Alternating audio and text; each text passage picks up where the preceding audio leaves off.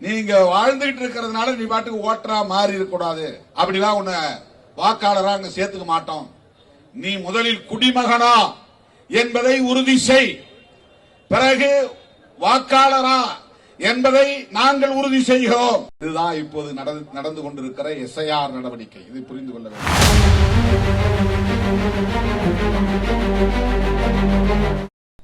அசாமில் எஸ்ஐஆரே இல்லை. அங்கே நேரடியாக என்ஆர்சி, இங்கே நேரடியாக என்ஆர்சியை பயன்படுத்த முடியாது என்பதால் தான் பிற மாநிலங்களில் நேரடியாக என்ஆர்சியை சிஏஏ என்கிற சட்டத்தின்படி நடைமுறைப்படுத்த முடியாது என்பதால் தான் தேர்தல் ஆணையத்தை பயன்படுத்தி ஸ்பெஷல் இன்டென்சிவ் ரிவிஷன் என்கிற பெயரால் குடிமக்கள் யார் யார் என்கிற அடையாளத்தை கண்டுபிடிக்கிற வடிகட்டும் நடவடிக்கையை மேற்கொள்ளுகிறார்.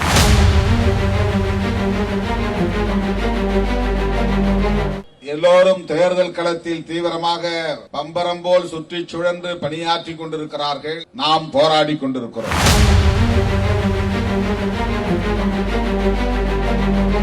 மீண்டும் சிஏஏ சட்டத்தை நடைமுறைப்படுத்துவதாக அவர்கள் அறிவித்தால் மறுபடியும் போராட்டம் வெடிக்கும்.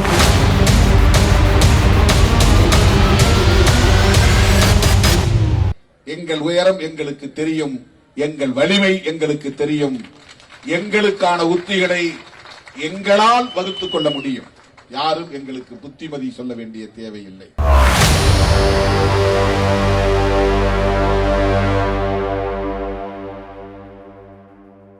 எல்லோரும் தேர்தல் களத்தில் தீவிரமாக பம்பரம் போல் சுற்றி சுழன்று பணியாற்றிக் கொண்டிருக்கிறார்கள். நாம் போராடி கொண்டிருக்கிறோம். நமக்கும் அந்த கடமை இருக்கிறது என்பதிலே யாருக்கும் மாற்று கருத்து இல்லை. ஆனால் தேர்தல் ஆணையத்தின் பாஜக அரசின் கோட்டு சதியை மக்களுக்கு அம்பலப்படுத்த வேண்டிய பொறுப்பு அதைவிட மேலானது என்று நம்புவதால் நாம் இந்த ஆர்ப்பாட்டத்தை 2-3 நாட்கள் இடைவெளியிலே அறிவிப்பு செய்து ஒருங்கிணைத்திருக்கிறோம். ஏற்கனவே கூட்டணி கட்சிகளோடு இணைந்து பரவலாங்களில் நாம் பங்கேற்றிருக்கிறோம். நமது கண்டனத்தை பதிவு செய்திருக்கிறோம். அது போதும், இனி ஆர்ப்பாட்டம் தேவையில்லை என்று நாம் அமைதியாக இருந்துவிட முடியவில்லை.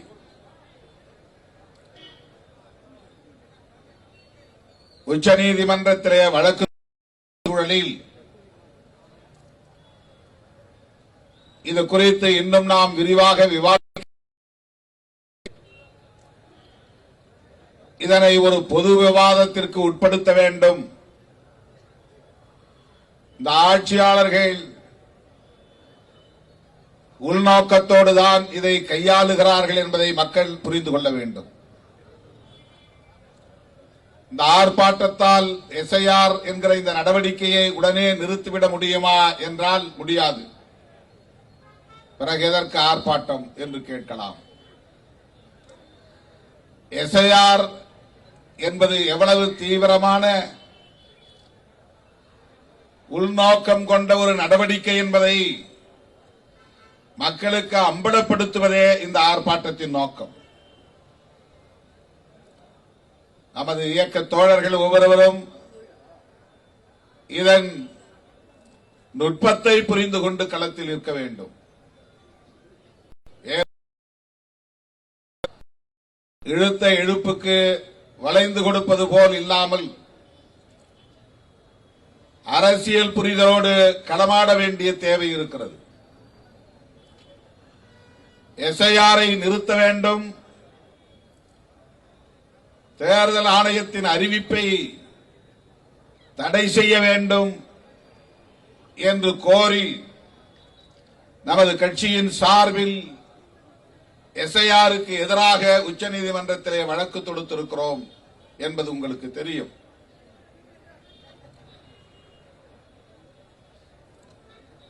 தேர்தல் வரப்போகிறது.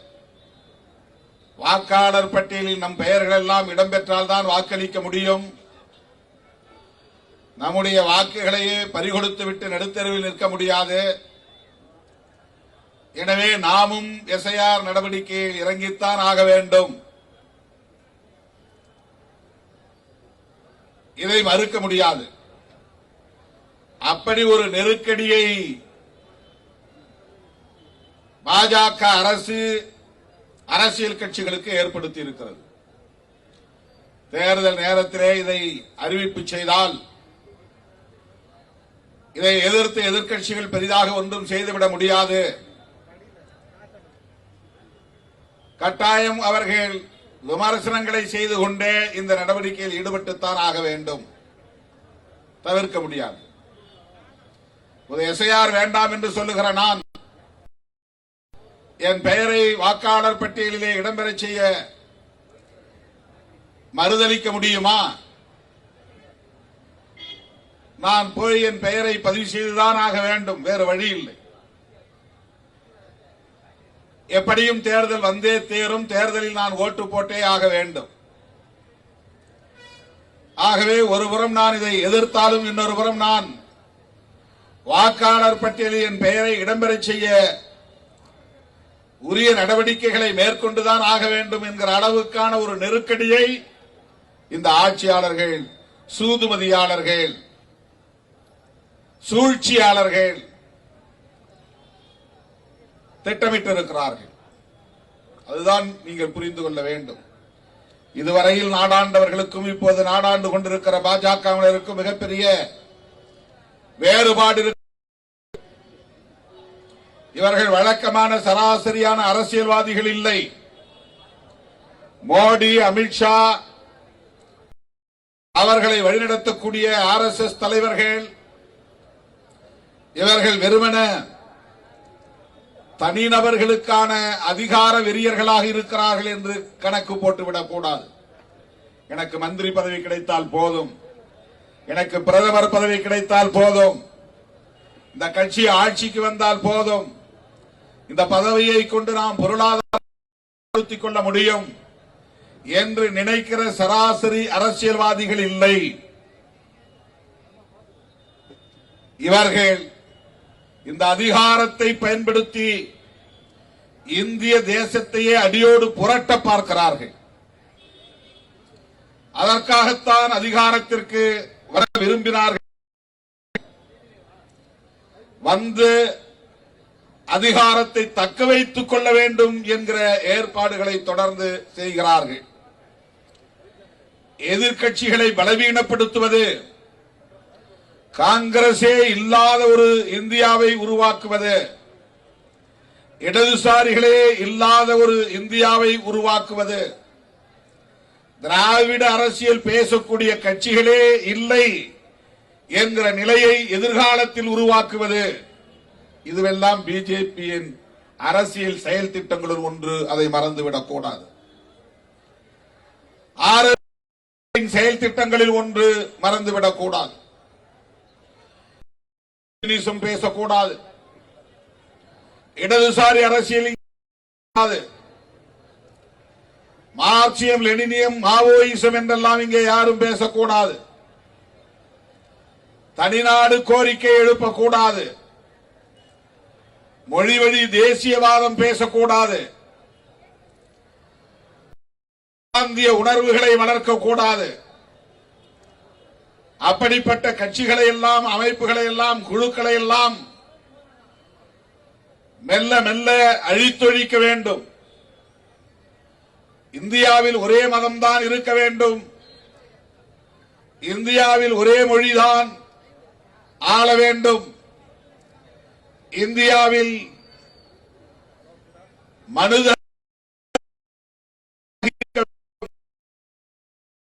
எல்லாம் நடைமுறைப்பட்டால் ஆயுதம் தாங்கிய புரட்சியை நடத்தி ஆட்சி அதிகாரத்துக்கு வர வேண்டும் என்று கருதாமல் இந்த நாடாளுமன்ற ஜனநாயகத்தை பயன்படுத்தி ஆட்சி அதிகாரத்தை கைப்பற்றி தனிப்பெரும் சக்தியாக வளர்ந்து, ஒற்றை பெரும் சக்தியாக வளர்ந்து எதிர்ப்பதற்கு யாருமே இல்லை, கண்ணு கட்டிய தூரம் வரையில் என்கிற நிலையை உருவாக்கி அவர்கள் விரும்புகிற இந்தியாவை படைக்க வேண்டும் என்பதுதான் அவர்களின் நோக்கம். ஏதோ எலெக்ஷன் நிக்கணும், எம்எல்ஏ ஆனா போதும் நினைக்கிற சராசரி அரசியல்வாதிகள் கிடையாது. ஏதோ சீட்டு கிடைச்சா போதும், எம்பி ஆனா போதும், மந்திரி ஆனா போதும் என்று நினைக்கிற சராசரி அரசியல்வாதிகள் கிடையாது. பிஜேபியில் இருப்பவர்கள் புரிந்து கொள்ள வேண்டும். சில சில்லறைகள் இருப்பார்கள், அவர்கள் வேறு. அந்த கட்சியிலும் அப்படி உண்டு. ஆனால் வழிநடத்தக்கூடியவர்கள் கொள்கை வகுப்பாளர்கள், கட்சியின் கொள்கை முடிவுகளை எடுப்பவர்கள், தொலைநோக்கு பார்வை உள்ளவர்கள், கோல்வாக்கரின் வழிவந்தவர்கள், சாவர்கரின் பாசறையில் பயின்றவர்கள், ஹெட்கேவாரின் சிந்தனைகளில் ஊறியவர்கள், மத வெறியர்கள், சாதி வெறியர்கள். காணும் கனவு முற்றிலும் வேறானது. அதை சுருக்கமாக நீங்கள் புரிந்து கொள்ள வேண்டுமானால், இவர்கள் காணும் கனவு அம்பேத்கரின் கனவை சிதைப்பதாகும். அதுதான் அவர்களின் ஒற்றை செயல் திட்டம். அம்பேத்கரின் கனவு என்ன? இதை தெரிந்தால்தான் RSS கனவை புரிந்து கொள்ள முடியும். அம்பேத்கர் கண்ட கனவு இந்த மண்ணில் சாதிய மதவாத பாகுபாடுகள் கூடாது என்பதாகும். பாலினத்தின் பெயரால் ஆணாதிக்கம் இங்கே மேலோங்க கூடாது என்பதாகும். ஒவ்வொருவருக்கும் வாழ்வாதாரம் பாதுகாக்கப்பட வேண்டும், வாழ்வுரிமைகள் பாதுகாக்கப்பட வேண்டும், அதற்கு சமூக நீதி உறுதிப்படுத்தப்பட வேண்டும். அனைவருக்கும் கல்வி, அனைவருக்கும் அதிகாரம், அனைவருக்கும் வாழ்வாதாரம், அனைவருக்கும் வாழ்வுரிமை, இவற்றையெல்லாம் உறுதிப்படுத்த வேண்டுமானால் சாதியின் பெயரால், மதத்தின் பெயரால் இங்கே நிலைப்படுத்தப்பட்டிருக்கிற பாகுபாடுகளை முற்றாக அழித்தொழிக்க வேண்டும். இதுதான் புரட்சியாளர் அம்பேத்கரின் கனவு. இதுதான் அவருடைய தொலைநோக்கு பார்வை. இதுதான் அவர் விரும்பிய புதிய தேசம் இந்தியா. இப்படிப்பட்ட ஒரு புதிய இந்தியாவை கட்டமைப்பதற்காக கனவு கண்ட புரட்சியாளர் அம்பேத்கர் அவர்கள் அல்லும் பகலும் கண் துஞ்சாமல் அயராது பாடுபட்டு உருவாக்கிய ஒரு மாபெரும் ஆயுதம்தான் இந்திய அரசமைப்பு சட்டம். இந்திய அரசமைப்பு சட்டம் ஒன்றுதான் பேச அனுமதிக்கிறது, குரல் எழுப்ப அனுமதிக்கிறது, போராட அனுமதிக்கிறது, அனுமதிக்கிறது, கட்சிகளை உருவாக்கிக் கொள்ள அனுமதிக்கிறது, வைத்துக் கொள்ள அனுமதிக்கிறது. ஜனநாயகத்தை நமக்கு மிக பெரும் ஆயுதமாக தருகிறது, கல்வியை தருகிறது, அதிகாரத்தை தருகிறது, அதிகார பகிர்வை தருகிறது. இவ்வளவையும் தருவது புரட்சியாளர் அம்பேத்கர் அவர்கள் வகுத்தளித்திருக்கிற இந்திய அரசமைப்பு சட்டம் தான். இதுதான் RSS கும்பலுக்கு பிடிக்கவில்லை, இதுதான் சங் பரிவார் அமைப்புகளுக்கு பிடிக்கவில்லை, இதுதான் சாவர்கரின் கும்பலுக்கு பிடிக்கவில்லை.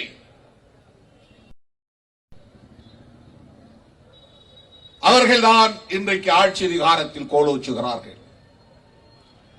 அவர்கள்தான் இன்றைக்கு பீகாரிலே அதிகாரத்தை பகிர்ந்து ஆட்சி பீடத்தில் அமர்ந்திருக்கிறார்கள். அவர்கள்தான் தமிழ்நாட்டையும் எப்படியாவது கைப்பற்றிவிட வேண்டும் என்று துடிக்கிறார்கள். அவர்களால் இங்கே காலூன்ற முடியாது. திமுக போன்ற திராவிட அரசியல் பேசுகிற கட்சிகள், கம்யூனிசம் பேசுகிற இடதுசாரி கட்சிகள் எல்லாவற்றையும் விட புரட்சியாளர் அம்பேத்கரியம் பேசுகிற விடுதலை சிறுத்தைகள் எதிராக இருக்கிறார்கள் என்பது அவர்களுக்கு தெரியும். தலித்துகளை பயன்படுத்தி ஒவ்வொரு மாநிலத்திற்குள்ளேயும் அவர்கள் மிக இலகுவாக ஊடுருவுகிறார்கள். தலித் அமைப்புகளை அதன் மூலம் ஒவ்வொரு மாநிலத்திற்குள்ளேயும் அவர்கள் வெகுவாக காலூன்றுகிறார்கள், வேரூன்றுகிறார்கள். இந்தியா முழுவதும் ஷெட்யூல் காஸ்ட் என்கிற பெயரிலே இந்த சமூகம் ஓரணியில் திரண்ட வரலாறு. புரட்சியாளர் அம்பேத்கரின் சாதனை அது. ஷெட்யூல் காஸ்ட் பெடரேஷன், அதை உருவாக்கியவர் புரட்சியாளர் அம்பேத்கர். அகில இந்திய அளவில் ஒடுக்கப்பட்ட இந்த மக்களை ஓரணியில் திரட்டுவதற்கான அனைத்து அடித்தளங்களையும் அமைத்தவர். அதனால் அகில இந்திய அளவில் இந்த மக்கள் ஒரே அடையாளத்தோடு அணிதிரள ஒரு ஏதுவான சூழல் இந்திய அரசியல் சமூக கட்டமைப்பில் உருவானது, அரசியல் கட்டமைப்பில் உருவானது. ஆனால் ஆர்எஸ்எஸ் செய்த சூழ்ச்சி, பாஜக செய்த சூழ்ச்சி, ஒவ்வொரு மாநிலத்திற்குள்ளேயும் இந்த சமூகங்களை தனித்தனி அடையாளங்களாக சிதறடித்து விட்டார்கள். நீ வேறு, அவன் வேறு, உன் வரலாறு வேறு, அவன் வரலாறு வேறு, உனக்கும் அவனுக்கும் பட்டியலில் இணைந்திருப்பதனால் எப்படி சொந்தம் உண்டாகிவிட முடியும்? உனக்கு எப்படி அவன் தலைவனாக இருக்க முடியும்? அவன் சாதி என்ன? இவன் எப்படி தலைவனாக இருக்க முடியும்? இவன் சாதி என்ன என்கிற அரசியலை கூர்மைப்படுத்தியது பிஜேபி, ஆர்எஸ்எஸ். எல்லா மாநிலங்களிலும் இது நிகழ்ந்தது. தமிழ்நாட்டிலே 2000க்கு முன்பு வளர்ச்சி பெற தொடங்கிய பல அமைப்புகள், விடுதலை சிறுத்தைகள் போன்ற அமைப்புகள், ஒரே மேடையில் தலித்துகள் என்கிற பெயரால் அல்லது பட்டியல் சமூகம் என்கிற பெயரால் அல்லது ஷெட்யூல்டு இனம் என்கிற பெயரால் நிற்கிற சூழல் இருந்தது. ஆனால் இன்றைக்கு என்ன நிலை? தனித்தனி குழுக்களாக இன்றைக்கு சிதறடித்திருக்கிறார்கள். இதன் மூலம் தமிழ்நாட்டுக்குள்ளும் ஊடுருவி இருக்கிறது ஆர்எஸ்எஸ், பிஜேபி. வேர் பிடிக்க தொடங்கி இருக்கிறது. தலித்துகளின் குடிப்பகுதிகளில், குடியிருப்பு பகுதிகளில் இன்றைக்கு கொடிகளை பறக்க விடுகிறார்கள். ஒரு காலத்தில் நாடார் சமூகத்தில் ஊடுருவிய இயக்கம், பின்னர் முக்குளத்தோர் சமூகத்தில் ஊடுருவிய இயக்கம், அதன் பின்னர் தேவேந்திரகுல வேளாளர், அருந்ததியர் என்று தலித் சமூகத்திற்குள்ளே ஊடுருவிய இயக்கம், சமூகத்தில் ஊடுருவிய இயக்கம். எவ்வளவு முயற்சி எடுத்தும் ஆதி திராவிடர் வன்னியர் சமூகத்திற்குள்ளே அவர்களால் ஊடுருவ முடியவில்லை. போராடிக் கொண்டிருக்கிறார்கள். அதற்கு மிகப்பெரிய தடுப்பு அரண்களாக இருப்பது வன்னியர் சமூகத்திற்கென்று வளர்ந்திருக்கிற ஒரு அரசியல் இயக்கமாக உள்ள பாட்டாளி மக்கள் கட்சி. ஆனால் அவர்களும் பாஜகவோடு இன்றைக்கு உறவாடுகிறார்கள். தேர்தல் உறவை தொடர்ந்து வைத்திருக்கிறார்கள். அங்கேயும் அந்த ஊடுருவல் கூடிக்கொண்டே போகிறது. ஆனால் விடுதலை சிறுத்தைகள் கட்சி மிகப்பெரிய தடுப்பு அரணாக இன்றைக்கு தமிழகத்திலே விளங்குகிறது. பிஜேபி, ஆர்எஸ்எஸ் வகுக்கிற சதி திட்டங்களை முறியடிக்கிறது. அதிலே ஒன்றுதான் இந்த ஆர்ப்பாட்டம். அவர்களின் முகத்திரையை கிழிக்கிற ஒரு அரசியல் நடவடிக்கை இது. இதனால் எஸ்ஐஆரை நிறுத்திவிட முடியாது. ஆனால் அவர்களின் சதியை முறியடிக்க முடியும், மக்களை அரசியல் படுத்துவதன் மூலம். சமாதியில் போய் அமர்ந்து தியானம் இருக்க வைத்தது யார்? சசிகலா அம்மையாரை அந்த கட்சியின் தலைவராக ஆக்க விடாமல் தலையிலே கை வைத்து ஓரங்கட்டியது யார்? டிடிவி தினகரன் வைத்தது யார்? இன்றைக்கு அதிமுகவில் தலைமைக்கான இந்த நெருக்கடி உருவானதற்கு பிஜேபி காரணமா இல்லையா? ஒரு கூட்டணி கட்சியை எப்படியெல்லாம் ஆண்ட கட்சியை, பல முறை வென்ற கட்சியை எவ்வளவு இலகுவாக இன்றைக்கு அவர்கள் புரிந்து கொள்ள வேண்டும். நாளைக்கு அதிமுகவிலே நின்று வெற்றி பெறக்கூடிய சட்டமன்ற உறுப்பினர்கள், ஒருவேளை ஆட்சி அமைத்தால் அமைச்சராக கூடியவர்கள் யாருடைய பேச்சை கேட்டு நடப்பார்கள்? இதுவெல்லாம் ஒரு புரிதலுக்காக நான் சொல்லுகிறேன். அதிமுக மேல் நமக்கு எந்த காழ்ப்பும் இல்லை. சிராக் பாஸ்வான் அவர்களின் கட்சியின் மீது நமக்கு எந்த காழ்ப்பும் இல்லை. பிஜேபி காரர்கள் எவ்வளவு சாதுரியமானவர்கள், சூழ்ச்சி நிறைந்தவர்கள், சூது நிறைந்தவர்கள் என்பதற்கு இவையெல்லாம் சான்று.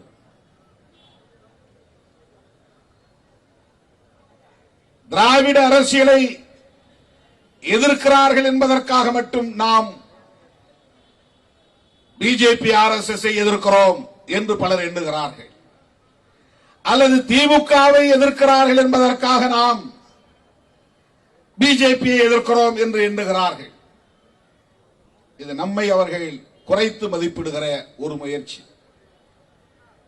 எங்களுக்கு ஒரு பார்வை இருக்கிறது. நாங்கள் அம்பேத்கரை படித்திருக்கிறோம், நாங்கள் பெரியாரை படித்திருக்கிறோம். எங்களுக்கு ஒரு பார்வை இருக்கிறது. நாங்கள் இடதுசாரி அரசியலையும் உள்வாங்கியவர்கள். எனவே பாரதிய ஜனதா RSS என்கிற இந்த மதவாத சக்திகளை தமிழ்நாட்டிற்குள்ளும் வேரூன்றிவிடக் கூடாது என்கிற ஒரு பதைப்பு, ஒரு தற்காப்பு உணர்வு, அந்த அடிப்படையில் தான் தோழர்களே RSS பிஜேபியை நாம் எதிர்த்தோ விமர்சித்தோ பேச வேண்டிய ஒரு சூழலுக்கு ஆளாகி இருக்கிறோம். இப்படியெல்லாம் நாம் தீவிரமாக களமாடுவதால் இன்றைக்கு தனிநபரை குறிவைத்து, என்னை குறிவைத்து அவதூறுகளை பரப்புவதிலும், திமுகவுக்கு துணை போகிற ஒரு இயக்கமாக சிறுமைப்படுத்துவதிலும், இதற்கு பெரிய தொலைநோக்கு பார்வை இல்லை, நோக்கம் இல்லை என்றெல்லாம் விமர்சிக்கிறார்கள். எங்கள் உயரம் எங்களுக்கு தெரியும், எங்கள் வலிமை எங்களுக்கு தெரியும், எங்களுக்கான உத்திகளை எங்களால் வகுத்துக் கொள்ள முடியும். யாரும் எங்களுக்கு புத்திமதி சொல்ல வேண்டிய தேவையில்லை. எங்களுக்கு புத்திமதி சொல்லக்கூடியவனை விட அதிக அனுபவம் எங்களுக்கு, கள அனுபவம் எங்களுக்கு உண்டு. யூடியூப்ல உட்கார்ந்துட்டு அவன் பேசுறான். அவர்களுக்கு இருக்கிற அனுபவத்தை நான் ஆணவத்தில் RSS பிஜேபி உள்ளிட்ட சக்பரிவார்களின் அரசியலை நாம் எதிர்த்து பேசுவதற்கு, விமர்சிப்பதற்கு என்ன காரணம் என்பதை எடுத்துரைக்கிறேன். அவ்வளவுதான். அருமை தோழர்களே, இந்த SIR என்பது புதிதாக அறிமுகப்படுத்தப்பட்டிருக்கிறதா என்றால் இல்லை, ஏற்கனவே நடைமுறைப்படுத்தப்பட்டிருக்கிறது என்பது இப்போது ஆய்வுகளில் நமக்கு தெரிய வருகிறது. 2002ஆம் ஆண்டு என்கிற ஒரு எல்லையை அவர்கள் நிர்ணயம் செய்திருக்கிறார்கள், தீர்மானித்திருக்கிறார்கள். 2002ஆம் ஆண்டு வாட்டர் லிஸ்ட், வாக்காளர் பட்டியலில் உன் பெயர் இடம்பெற்றிருக்கிறதா, பாகம் எண் என்ன, வரிசை எண் என்ன, உன் பெயரும் தந்தை பெயரும் என்ன, இவையெல்லாம் நீ சரியாக அதிலிருந்து எடுத்து கை, நீ குடிமகன் தானா என்பதற்குரிய ஆவணத்தை காட்ட தேவையில்லை என்கிறது.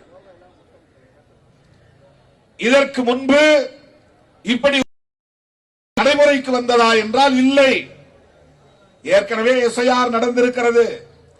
ஆனால் இந்த ஃபார்ம், இந்த விண்ணப்ப படிவம் இப்படி BLO என்கிற அதிகாரிகளை கொண்டு வீடு வீடாக சென்று ஒவ்வொருவருக்கும் வழங்க பெற்று அதை பூர்த்தி செய்து அவர்களே அதை பதிவேற்றம் செய்து வாக்காளர் பட்டியலில் உங்கள் பெயரை பதிவேற்றம் செய்துவிட்டோம் என்று உறுதிப்படுத்துகிற நிலை கடந்த காலங்களில் இருந்ததா என்றால் இல்லை.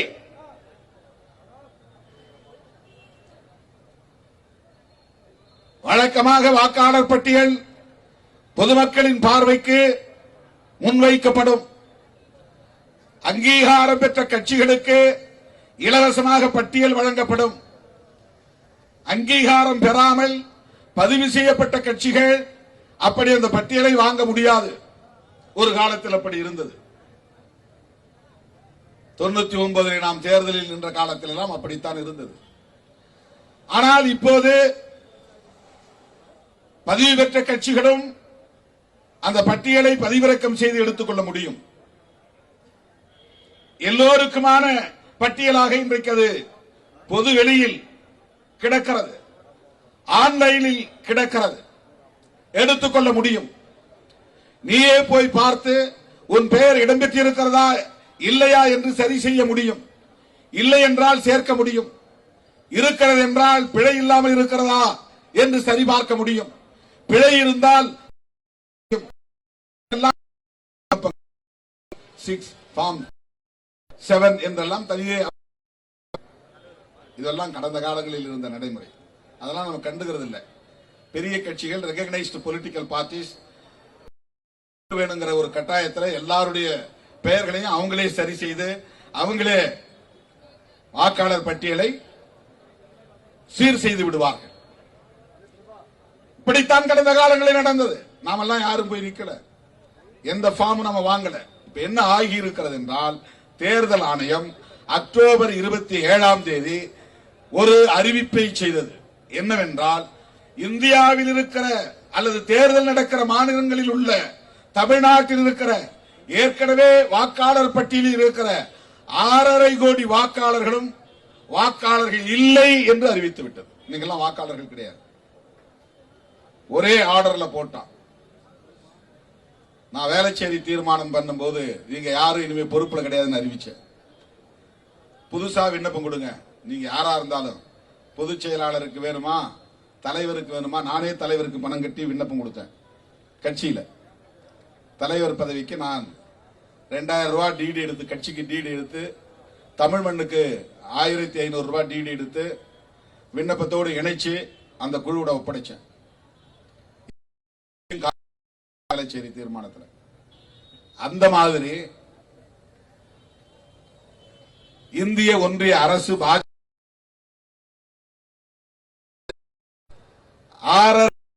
வாக்காளர்களையும் ஒரே ஆணையில் நீங்க யாரும் வாக்காளர் கிடையாது அறிவித்து விட்டது. நீயே உன்னை வாக்காளர் என்று உறுதிப்படுத்திக் கொள். அதற்கு நாங்க BLO என்று பூத் லெவல் ஆபீசரை போட்டிருக்கிறோம். அவங்க உனக்கு கொண்டாந்து ஒரு விண்ணப்பத்தை கொடுப்பார்கள். அந்த விண்ணப்பத்தில் உன் பெயரை எழுது, தந்தை பெயரோ தாய் பெயரோ எழுது, உடைய முகவரியை எழுது, உடைய ஆதார் எண்ணை எழுது. இதெல்லாம் எழுதிட்ட ரைட். ஓட்டர் லிஸ்ட்ல உன் பேர் இருக்கா, அதை பதிவு பண்ணு. இல்ல இப்பதான் நான் புதுசா வாக்காளர் பதிவு பண்ண போறேன், ரைட். அப்ப 2002 தேவையில்லை, வேற என்ன தேவை? அந்த 2002 பட்டியலில் இடம்பெறாதவர்களும் புதிதாக வாக்காளர் பட்டியலில் பெயரை சேர்ப்பவர்களும் நான் சொல்ற 13 டாக்குமெண்ட்ல ஒரு டாக்குமெண்ட காட்டு. அது எதுக்கு? நீ இந்த நாட்டில் தான் பிறந்தாயா, இந்த நாட்டின் குடிமகன் தானா என்று எனக்கு தெரியாது. நீங்க வாழ்ந்துகிட்டு இருக்கிறதுனால நீ பாட்டுக்கு ஓட்டரா மாறி இருக்க கூடாது. அப்படிலாம் உன்னை வாக்காளரா அங்க சேர்த்துக்க மாட்டோம். நீ முதலில் குடிமகனா என்பதை உறுதி செய், பிறகு வாக்காளரா என்பதை நாங்கள் உறுதி செய்கிறோம். இதுதான் இப்போது நடந்து கொண்டிருக்கிற SIR நடவடிக்கை. இதை புரிந்து கொள்ள வேண்டும். இது ஏன் செய்கிறார்கள் என்று சொல்லுகிற போது, இப்ப இந்தியாவில் அண்டை நாடுகள் என்னென்ன நாடுகள் இருக்கின்றன? மேல ரஷ்யா இருக்கு, சீனா இருக்கு, இந்த பக்கம் பங்களாதேஷ் இருக்கு, இன்னொரு பக்கம் பர்மா இருக்கு, இந்த பக்கம் பாகிஸ்தான் இருக்கு, அதை ஒட்டி ஆப்கானிஸ்தான் இருக்கு, இந்த பக்கம் இலங்கை இருக்கு. இது உலகத்தில் எல்லா நாடுகளிலும் நிகழக்கூடியவை. அண்டை நாடுகளில் இருந்து பல்வேறு காரணங்களால் புலம்பெயர்வது, இன்னொரு நாட்டுக்கு குடியேறுவது. இலங்கையிலிருந்து ஏராளமானவர்கள் இந்தியாவுக்குள்ளே தமிழ்நாட்டுக்குள்ளே வந்திருக்கிறார்கள். வந்துவிட்டதனால் அவர்கள் குடிமகன் இல்லை. ஆனால் அவர்களுக்கு குடியிருக்க இடம் தர வேண்டும். இடம் தந்தால் வீடு தர வேண்டும். வீடு தந்தால் மின்சாரம் தர வேண்டும். குடிநீர் தர வேண்டும். மின்சாரமும் குடிநீரும் தந்தால் போதாது, அவர்களுக்கு ரேஷன் அட்டை தர வேண்டும். அட்டை தந்தால் போதாது, அவர்களுக்கு வாக்காளர் அட்டையும் தந்தாக வேண்டும். வாக்குரிமையும் உண்டு. குடியுரிமை இல்லை, ஆனாலும் அவன் இந்த மண்ணில் வாழக்கூடியவன் என்கிற காரணத்தினால் உலக நாடுகளுக்கு இடையே உள்ள ஒரு ஒப்பந்த அடிப்படை, அகதிகளாக வரக்கூடியவர்களுக்கு இத்தனை அடிப்படை வசதிகளையும் செய்து தர வேண்டியது ஒரு தேசத்தின் கடமை, ஒரு அரசின் கடமை. இந்த இடத்தில் நீ இங்கே குடியிருப்பதனால், இலங்கையை சார்ந்தவனாக இருந்தாலும் குடியிருப்பதற்கான எல்லா வசதிகளையும் நாங்கள் செய்து தந்தாலும் உன்னுடைய வாக்குரிமையை நாங்கள் சீர்தூக்கி பார்க்க வேண்டியிருக்கிறது. உனக்கு வாக்குரிமை தர முடியாது. இப்ப அந்நிய மண்ணில் இருந்து இங்கே குடியேறியவர்களுக்கு வாக்குரிமை தரக்கூடாது என்கிற ஒரு கருத்தின் அடிப்படையில் இந்த எஸ்ஐஆர் மேற்கொள்ளப்படுகிறது என்று சொன்னால், அது தீவிரமாக உள்ள பிற மாநிலங்களுக்கு, அசாம் போன்ற மாநிலங்களுக்கு, வடகிழக்கு மாநிலங்களுக்கு, மணிப்பூர், அசாம், அந்த வடகிழக்கு மாநிலங்கள், அந்த மாநிலங்களில் பர்மாவில் இருந்தும் பங்களாதேஷ் என்கிற வங்கதேசத்தில் இருந்தும் ஏராளமானவர்கள் பல்வேறு காரணங்களால் குடியேறுகிறார்கள். அவர்களுக்கு நீங்கள் வாக்குரிமை இல்லை என்று தடுப்பதற்கு தீவிரமான நடவடிக்கையை மேற்கொள்வது ஒரு கடமை என்கிற நிலையில் சரி என்று கூட வாதத்திற்கு நாம் ஏற்றுக்கொள்வோம். இப்ப அசாமில் அது நடந்திருக்கிறது. ஆனால் எஸ்ஐஆர் நடக்கவில்லை. நேரடியாக என்ஆர்சி நடந்திருக்கிறது. என்ஆர்சி என்பது உங்களுக்கு தெரியும், தேசிய குடிமக்கள் பதிவேடு, சிட்டிசன்ஸ், குடிமக்களுடைய தேசிய பதிவேடு. யார் யார் இந்த குடிமக்கள், இந்த தேசத்தின் குடிமக்கள் என்பதை பதிவு செய்வதற்கென்று ஒரு ரெஜிஸ்டரை மெயின்டைன் பண்றாங்க. அதுக்கு ஒரு சட்டம் கொண்டு வந்தாங்க. அதுதான் சிஏஏ சட்டம். அது ஏற்கனவே வாஜ்பாய் இருந்த காலத்திலேயே அந்த சட்டம் இருந்தது.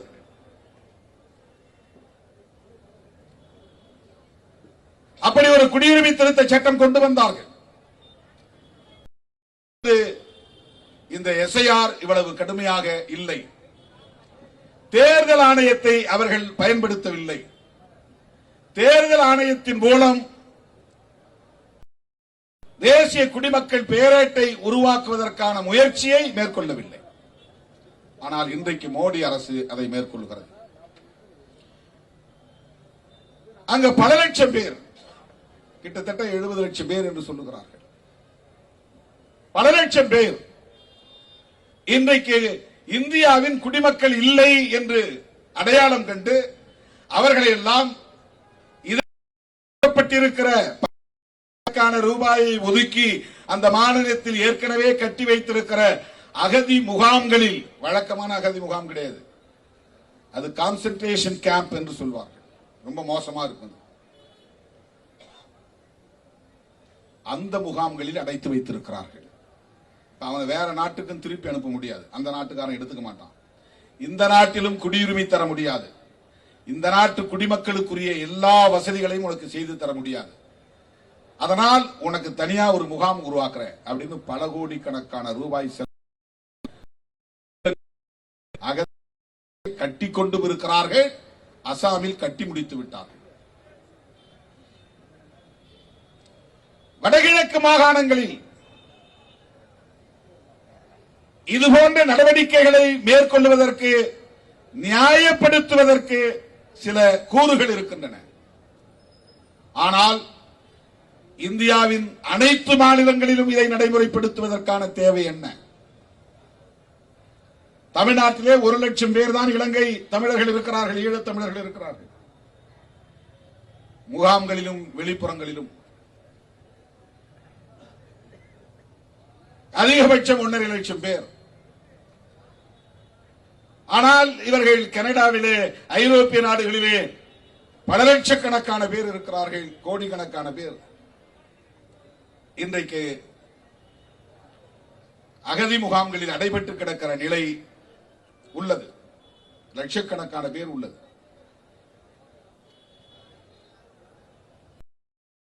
அந்நிய தேசத்திலிருந்து இந்தியாவிற்கு குடியேறியவர்களை அப்புறப்படுத்துவது, அகதி முகாம்களை நடத்துவது என்கிற காரணத்திற்காக எஸ்ஐஆரை நடைமுறைப்படுத்துகிறோம் என்று சொல்லுகிற இவர்கள் அப்படி தீவிரமாக அந்நிய தேசங்களில் இருந்து குடியேறிய மாநிலங்களில், ஒரு சில மாநிலங்களில் மட்டுமே அதை நடைமுறைப்படுத்த வேண்டும், நேரடியாக என்ஆர்சியை பயன்படுத்த வேண்டும் என்ற குரல் ஒருபுறம் இருக்கிறது. அசாமில் எஸ்ஐஆரே இல்லை, அங்கே நேரடியாக என்ஆர்சி. இங்கே நேரடியாக என்ஆர்சியை பயன்படுத்த முடியாது என்பதால் தான் பிற மாநிலங்களில் நேரடியாக என்ஆர்சியை சிஏஏ என்கிற சட்டத்தின்படி நடைமுறைப்படுத்த முடியாது என்பதால் தான் தேர்தல் ஆணையத்தை பயன்படுத்தி ஸ்பெஷல் இன்டென்சிவ் ரிவிஷன் என்கிற பெயரால் குடிமக்கள் யார் யார் என்கிற அடையாளத்தை கண்டுபிடிக்கிற வடிகட்டும் நடவடிக்கையை மேற்கொள்ளுகிறார்கள். இது ஒரு ஃபில்ட்ரேஷன் ப்ராசஸ். வடிகட்டும் நடைமுறையை கடைபிடிக்கிறார்கள். நேரடியாக சிஏஏ சட்டத்தை நடைமுறைப்படுத்த அவர்களால் முடியவில்லை. சிஏஏ சட்டத்தை நிறைவேற்றினாலும் கூட நடைமுறைப்படுத்த முடியாத அளவுக்கு எதிர்க்கட்சிகளின் போராட்டம் தேசம் தழுவிய அளவில் வெகுவாக வெடித்தெழுந்ததை நாடு அறியும். தமிழ்நாடு உள்ளிட்ட அனைத்து மாநிலங்களிலும் இஸ்லாமியர்கள் மட்டுமின்றி ஜனநாயக சக்திகளின், மனித உரிமை ஆர்வலர்களின் போராட்டம் வெடித்தெழுந்தது. விடுதலை சிறுத்தைகள் மிக தீவிரமாக அந்த போராட்டங்களில் பங்கேற்றோம். கொரோனா நேரத்தில் அவை அணைந்து போயின. அந்த சட்டத்தையும் அவர்கள் நடைமுறைப்படுத்த ஆர்வம் காட்டவில்லை. நம்முடைய போராட்டங்களும் அப்படியே நீர்த்து போயின. அதை கிடப்பில் போட்டுவிட்டார்கள். மீண்டும் சிஏஏ சட்டத்தை நடைமுறைப்படுத்துவதாக அவர்கள் அறிவித்தால் மறுபடியும் போராட்டம் வெடிக்கும். எதிர்க்கட்சிகளுக்கு ஒரு வாய்ப்பை உருவாக்குவதாக அமைந்துவிடும். ஆகவே வெளிப்படையாக நேரடியாக சிஏஏ சட்டத்தை நடைமுறைப்படுத்துவதற்கு பதிலாக தேர்தல் ஆணையத்தை பயன்படுத்தி எஸ்ஐஆரை தீவிரப்படுத்துவதன் மூலம் குடிமக்கள் பேரட்டை உருவாக்கிவிட முடியும் என்பதுதான் பாஜகவின் சதித்திட்டம். இதை உணர்ந்த காரணத்தினால் விடுதலை சிறுத்தைகள் இதை தீவிரமாக எதிர்க்கிறோம், கண்டிக்கிறோம்.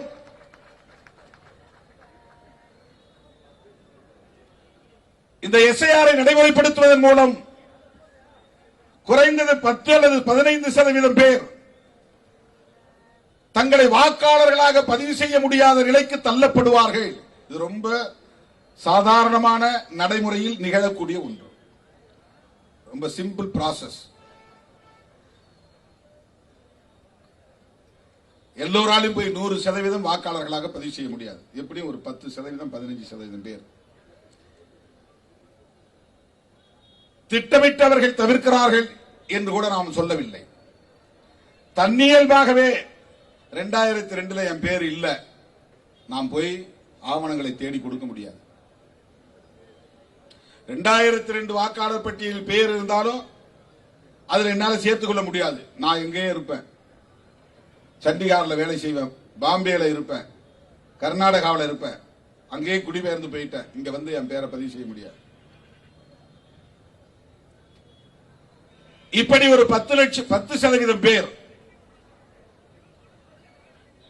பெயர்களை பதிவு செய்ய முடியாமல் போனால் கிட்டத்தட்ட 65 லட்சம் பேர் வாக்குரிமையை இழக்க நேரிடும்.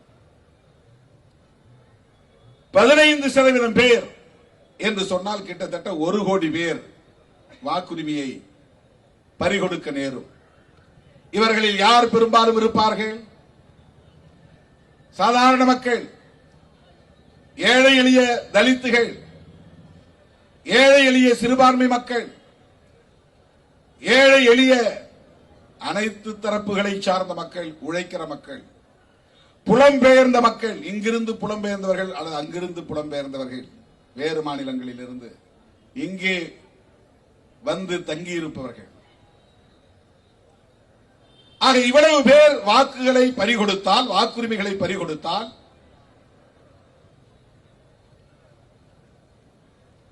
காலப்போக்கில் நாளடைவில் அவர்கள் தங்களின் குடியுரிமையை உறுதிப்படுத்தினால் மட்டும்தான் மறுபடியும் வாக்காளர் பட்டியலில் இடம்பெற முடியும். ஆகவே குடியுரிமையை உறுதிப்படுத்த வேண்டிய பொறுப்பு, அந்த சுமை ஒவ்வொருவரின் மீதும் திணிக்கப்படுகிறது. இதுவரையில் அவர்கள்தான் நம்மை தேடி வந்து உன்னை வாக்காளரை சேர்த்துக்கிறேன் அவன் தான் செஞ்சான். இப்போ நீயே உன்னை வாக்காளராக சேர்த்துக்கொள், உன்னை குடிமகன் என்று உறுதிப்படுத்திக் கொள். இவையெல்லாம் ஏனோ தானோ என்று அவர்கள் செய்யவில்லை. அவங்களுக்கு தெரியும் இது மழைக்காலம், தமிழ்நாட்டில் இதுல பிரச்சனை இருக்கும். அவர்களுக்கு தெரியும் இது முடிந்ததும் பொங்கல் பண்டிகை வருகிறது, டிசம்பர் கடைசியில கிறிஸ்துமஸ் பண்டிகை வருகிறது. இதெல்லாம் செய்வதில் சிரமம் இருக்கு தெரியும். தேர்தல் 4 மாசம் தான் இருக்கு. இப்ப போய் 1 மாத கால இடைவெளியில் இதை நாம நெருக்கடி கொடுத்தா என்ன ஆகும்? இந்தியா முழுக்க இதுவரையில் 19 பேர் BLOs தற்கொலை செய்து கொண்டிருக்கிறார்கள். ஏற்பட்ட ஸ்ட்ரெஸ், மன அழுத்தத்தில் இதை செய்ய முடியாம. கேரளாவில் ஒருத்தர், தமிழ்நாட்டில் ஒரு அம்மா இறந்திருக்கிறாங்க.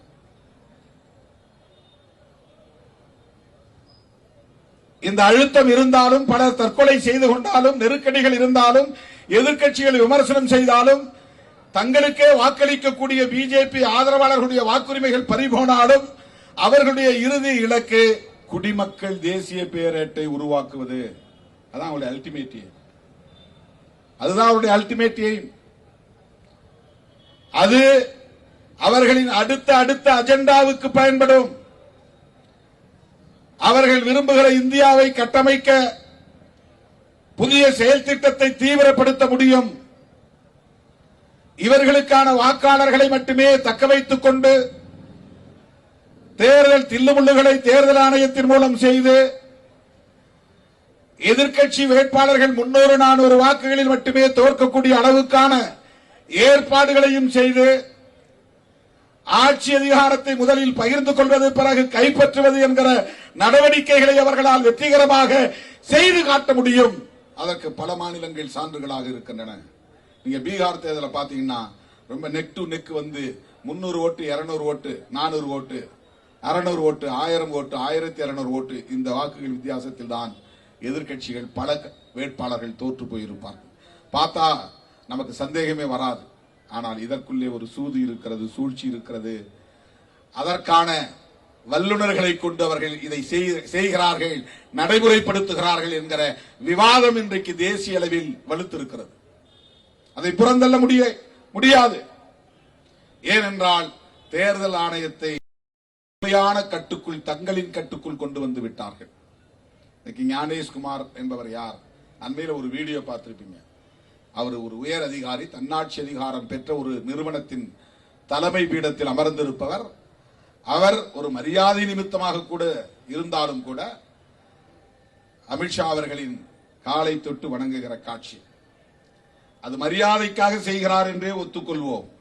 ஆனால் அது வெளிச்சத்திற்கு வரக்கூடிய அளவுக்கு நடக்கிறது என்பது கேள்விக்குறியாகிறது. ஒன்று.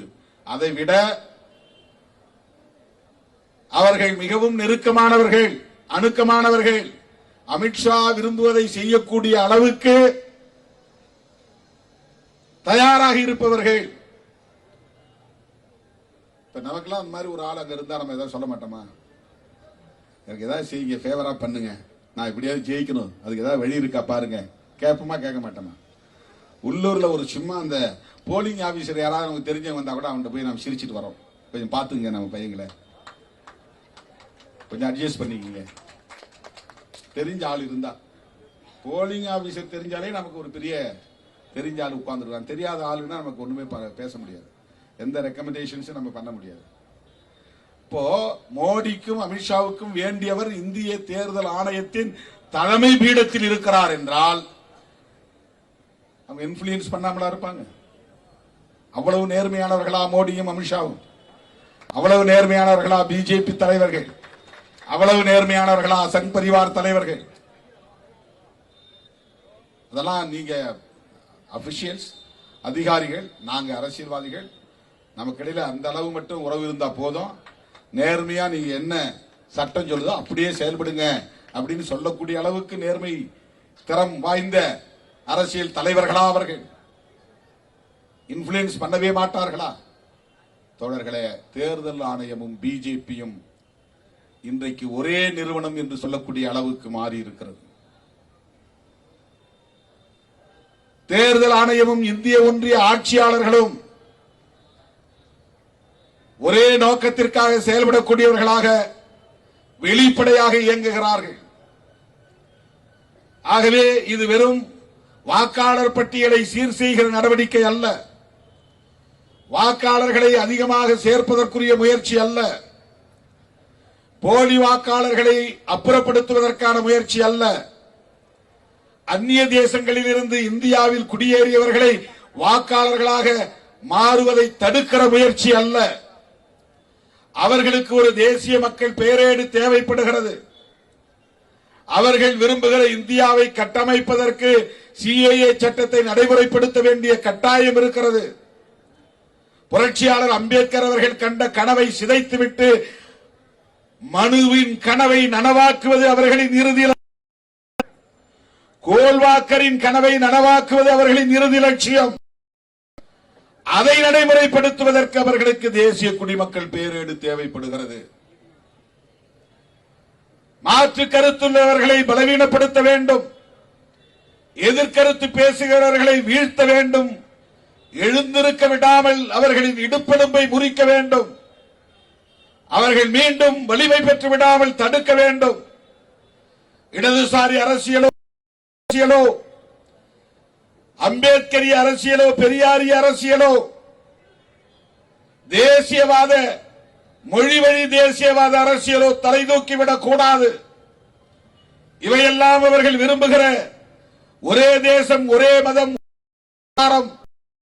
என்கிற கனவை நனவாக்குவதற்கு தடைக்கற்களாக இருக்கின்றன என்று அவர்கள் நினைக்கிறார்கள், நம்புகிறார்கள். ஆகவே பன்மைத்துவத்தை சிதைப்பது, ஆகவே மதச்சார்பின்மையை சிதைப்பது, ஒட்டுமொத்தத்தில் அரசமைப்பு சட்டத்தை சிதைப்பது, தெளிவாக சொல்ல வேண்டுமானால் அம்பேத்கரின் கனவை சிதறடிப்பது. ஆகவே பிஜேபியை எதிர்க்கிறோம், சங் பரிவார்களை எதிர்க்கிறோம். எனவே இந்த மாபெரும் கண்டன ஆர்ப்பாட்டத்தின் மூலம் இந்திய தேர்தல் ஆணையத்திற்கு நாங்கள் விடுக்கிற வேண்டுகோள், எஸ்ஐஆரை நிறுத்துங்கள், கைவிடுங்கள், வழக்கமான சம்மரி ரிவிஷன் என்கிற முறையை நடைமுறைப்படுத்துங்கள். பாஜகவோடு கூட்டு சேர்ந்து செய்கிற சதி முயற்சியை முற்றாக கைவிடுங்கள். இதுதான் விடுதலை சிறுத்தைகளின் வேண்டுகோள். இதை மக்களை திரட்டி போராடி தடுப்பதற்குரிய கால அவகாசம் இல்லை. அதனால் நீதிமன்றத்தை நாடியிருக்கிறோம். உச்ச நீதிமன்றத்தில் இவர்களுக்கு எதிரான மாற்று கருத்துள்ளவர்களும் இப்போது ஒவ்வொருவராக வெளியேறிக் கொண்டிருக்கிறார்கள். அவர்களுக்கானவர்கள் அங்கேயும் வந்து அமர்ந்து கொண்டார்கள். அந்த நிறுவனத்தையும் தங்களால் கையாள முடியும் என்கிற அளவுக்கு இன்றைக்கு வலிமை பெற்றிருக்கிறார்கள். விரும்பும் தீர்ப்பை எழுதி வாங்கிக் கொள்ள முடியும் என்கிற அளவுக்கு அவர்கள் வலிமை பெற்றிருக்கிறார்கள் என்பதற்கு அயோத்தி தீர்ப்பு ஒரு சான்று. அவர்கள் விரும்பும்படி தீர்ப்பு அங்கே வரையப்பட்டது, வணையப்பட்டது, எழுதப்பட்டது. இதை யாரும் மறுக்க முடியாது. இப்படிப்பட்ட இந்த சூழலில் தான் விடுதலை சிறுத்தைகள் கட்சி ஒரு மாநிலத்தில் இயங்குகிற சிறிய கட்சி தான் என்றாலும் தேசிய பார்வை கொண்ட கட்சி, தேசிய பொறுப்புள்ள கட்சி, புரட்சியாளர் அம்பேத்கரின் வழித்தோன்றல்களால் இன்றைக்கு வரவேற்கப்படுகிற, பாராட்டப்படுகிற, தேசிய அளவில் உள்வாங்கப்படுகிற ஒரு பேரியக்கம். எனவே அவர்களின் கூட்டுச்சதியை அம்பலப்படுத்துவோம். புரட்சியாளர் அம்பேத்கரின் கனவை நனவாக்க உறுதியேற்போம் என்பதை சொல்லி உங்கள் மைண்ட் வாய்ஸ் எனக்கு கேட்கிறது. நீங்கள் ஆர்ப்பாட்டத்திற்கு வந்திருக்கிறீர்கள் என்பதை விட அறிவிப்பை ஆவலோடு எதிர்பார்த்து வந்திருக்கிறீர்கள் என்பதை நான் அறிவேன். தோழர்களே, ஒரு மாத காலமாக எனது இடது கண்ணில் ஏற்பட்ட கடுமையான பாதிப்பையும் பொருட்படுத்தாமல் 22,000 விண்ணப்பங்கள் நீங்கள் செய்திருக்கிறீர்கள். அவற்றில் 10% தான் இன்றைக்கு நான் பார்வையிட்டிருக்கிறேன். ஆனாலும் விரைவில் முதல் கட்ட அறிவிப்பு வெளியாகும் என்பதை சொல்லி, எப்போதும் போல் நான் எடுக்கிற முடிவுக்கு உங்களுடைய முழுமையான ஒத்துழைப்பு தேவை. உங்களின் உடன்பிறப்பு என்கிற அந்த உரிமையோடு கேட்டு என் அழைப்பை ஏற்று இங்கே வருகை தந்த உங்கள் அனைவருக்கும் என்னுடைய நெஞ்சார்ந்த நன்றியை தெரிவித்து 27ஆம் தேதி ஆவடி மாநகரத்தில் நடைபெறுகிற மாவீரர் நாள் நிகழ்ச்சியிலும் பங்கேற்றதை சிறப்பிக்க வேண்டும் என கேட்டு முடிக்கிறேன். நன்றி, வணக்கம்.